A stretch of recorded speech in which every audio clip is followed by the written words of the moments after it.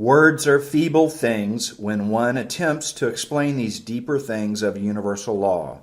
You have to gradually and patiently advance up to them and into them to really understand. The next step in your instructions is this. The consciousness or fixed picture in mind of anything, any condition, any circumstance is the actual thing itself.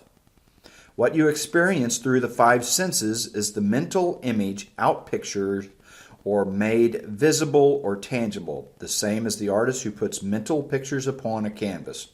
The artist's hand is merely the instrument the mind expresses through. The artist's hand under the guidance and direction of the mind.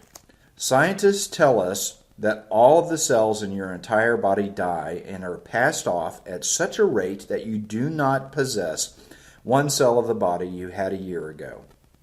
But you remember many years back, don't you? You can recall many childhood memories. How can you remember back through those many years when all of your brain cells have renewed themselves?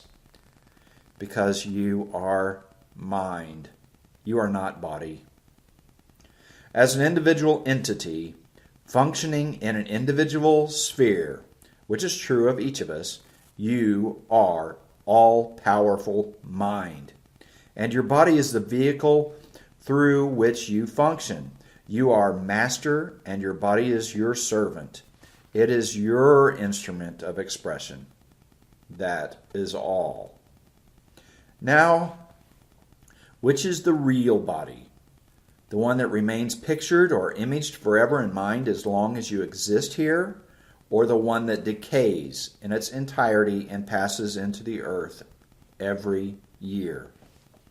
And which are the real things?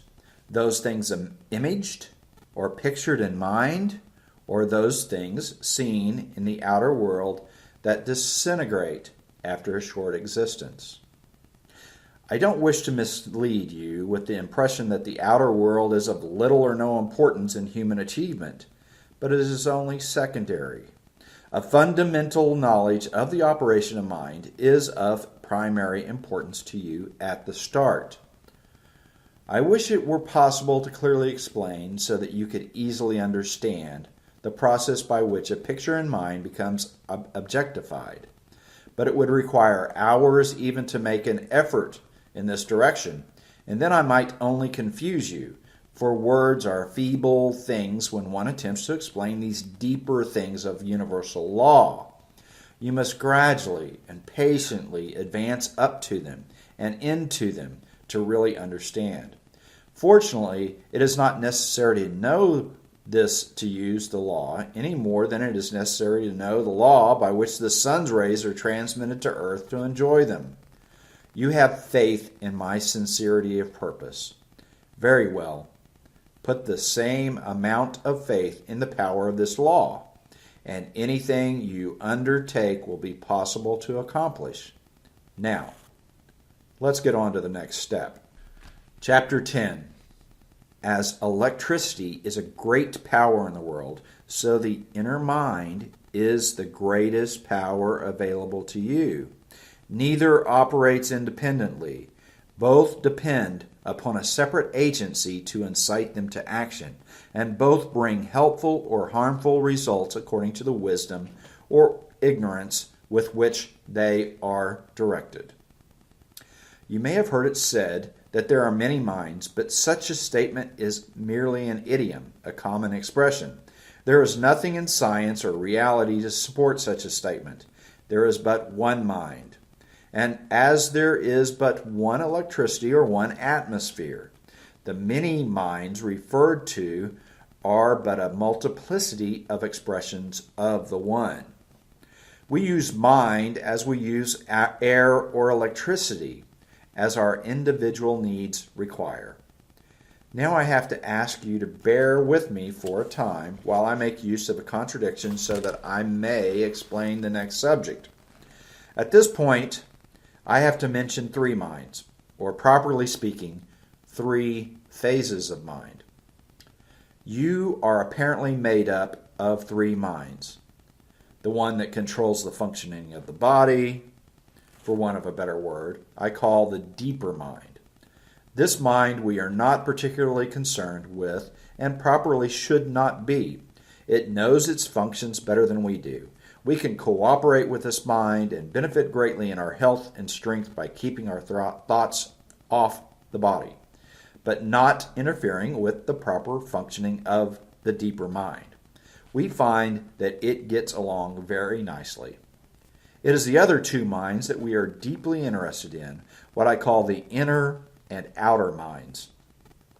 The appropriate function of the outer mind, which is in touch with external things through the medium of the five senses, is to transmit its desires to the inner mind, which is the seat of power within you, and which, by its very nature, has no consciousness of duality because it has no faculty of discrimination. It knows no impossibility, no failure, no obstacle, no limit to anything or lack of anything. It depends upon the guidance of the outer mind and throws its great, unlimited force into anything that the outer mind may direct it toward. I can explain the nature of the inner mind by comparing it again with electricity.